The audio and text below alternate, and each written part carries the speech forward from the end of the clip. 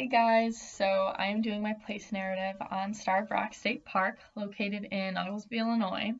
And the reason I decided to do my narrative on this location is because I grew up hiking quite a bit in Starved Rock at all times of the year when I was younger, and it was somewhere where my family and I were able to kind of come and spend our day or the weekend together. We're from Chicago, and the drive down is almost 2 hours, so it wasn't very far at all, even for a little day trip, which is what I do now with my friends whenever we want to go spend the day hiking somewhere. So, a general overview of Starved Rock. It's over 2,500 acres of forest, prairie lands, and it was established in 1911. Like I said before, it's located in Oglesby, Illinois, right off of the Illinois River, which is a little branch of the Mississippi. And they offer hiking, obviously, fishing, camping, kayaking, and boating. Visitors can also stay in cabins that are first come, first serve, similar to the staying in the actual lodge. So the history of Starved Rock goes back many years, around the late 1600s, to when Native Americans lived on the land. Back then, Starved Rock was a combination of wetland, prairie, and oak and hickory forests. Native Americans grew crops such as corn and squash, and plants were also harvested out of the woodland and wetland areas for food. Additionally, bison were a large staple in the native people's diets and abundantly found in the prairie lands of the area. Native Americans here traded goods, learned to make medicine, and were able to build shelters with the large trees in the forests, and appropriated water from the river to supply their tribes. Between the early 1680s to the early 1690s, the French also settled on this land. The area they chose to settle on was later called Fort St. Louis. Fort St. Louis was perched on a butte in the area that was above the Illinois River, which made for trading of furs specifically very easily accessible. The Illinois Indians were also among the settlers, and they helped them farm and exploit the land for goods to live off of. The location was also super beneficial for the settlers because the only way up to the fort was on one side. This made for increased safety if there were to be any attacks on them at all. However, in the end, the Illinois Indians left Starved Rock to find a more suitable land for themselves, in addition to a safer area because of the enemies continuously pressing the surrounding lands where they lived. The move of the natives led the French to have no more use for the territory, for the sheer fact that they never really learned to cultivate it as well as the native Indians were able to. So present-day Starved Rock, as mentioned before, is a state park that offers a variety of outdoor recreational activities for the public. Some of the common pool resources in the park are the parking lots, hiking trails, lodging, campgrounds, fishing, boating, and kayaking areas. The subtractable resources are all but the hiking and fishing grounds. However, within the fishing grounds, the actual fish being appropriated are subtractable. All of the subtractable resources are first come, first serve. For example, once all of the parking lots or campgrounds or lodging spaces are filled up, you have to wait to reserve a spot whenever another one opens up after it's been used. Additionally, they also have a restaurant area inside the main lodge, where it's also first come, first serve for both outdoor and indoor seating. Picnicking here is similar to this as well. All of the outdoor tables and grills do not require any reservations though.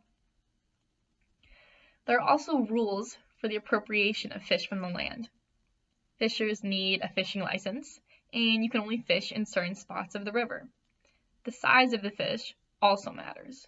For different species, the lengths for appropriation of the fish differ as well. Along with fishing regulations, there are also rules for the campsites which prevent ground fires, along with the location in which visitors can and cannot camp to limit accidents and emergencies. For the hiking trails, there are no limits on the amount of people that can be on them at a time. There are multiple trailheads which can go on for miles and miles, which leaves plenty of room for the visitors to travel on. The Department of Natural Resources and the state are those taking care of the entirety of Starved Rock. Fallen trees are picked off from the hiking paths, trails, and any steps on the paths are also maintained. In addition to the recreational activities and the main commodities Starved Rock has to offer, I also wanted to talk a little bit about sand fracking and mining near Starved Rock, and why that's such a problem to the area. So what is hydraulic sand fracking and sand mining? We'll talk about that first. The general overview of fracking is when a well is drilled into the Earth's surface, heated up, and then it's filled with lots of water and chemicals that create cracks in the sand, which allows natural gas and oil to leave the land. The gas and oil are then taken to refineries and used as sources of energy. Where is the mining and fracking taking place? The location of the large amounts of sand fracking occurred just across from the Starved Rock State Park. LaSalle County is where all the fracking is occurring, and professionals say that the potential effects this could have on the county and the park could be incredibly problematic. How would it impact the park? Due to the sand fracking, there could be significant pollution in the water that runs off from the site. This water used could then run through the wetlands in the county and into Starved Rock State Park. Additionally, all of the dust that goes into the air holding all of the chemicals is highly unsafe and could disperse across the park to the animals that live there and to all the visitors and those who live in LaSalle. Further erosion of the buttes and rocks within the park are also possible because of fracking and mining. The main reason this could be such a detrimental blow to Starved Rock and the surrounding area is because of the impact the park has on LaSalle County. Starved Rock State Park pulls in over 2 million visitors every year and is home to many different wetland and prairie animals. The visitors contribute to the conservation of the park and its lands, which house the abundance of life within its ecosystems. So why do the negative effects of the fracking and mining matter to what happens to Starved Rock State Park? The reason what happens to the state park is a larger issue than it could seem on a surface level is due to the amount of jobs Starved Rock offers to many people of the county. In addition to the hundreds of jobs the park gives to the area, the revenue the park produces through boat rentals, cafes, lodging is in the millions of dollars. If the effect of the fracking and mining were to push the townspeople away and soon after push the visitors away, the entire area would suffer economically.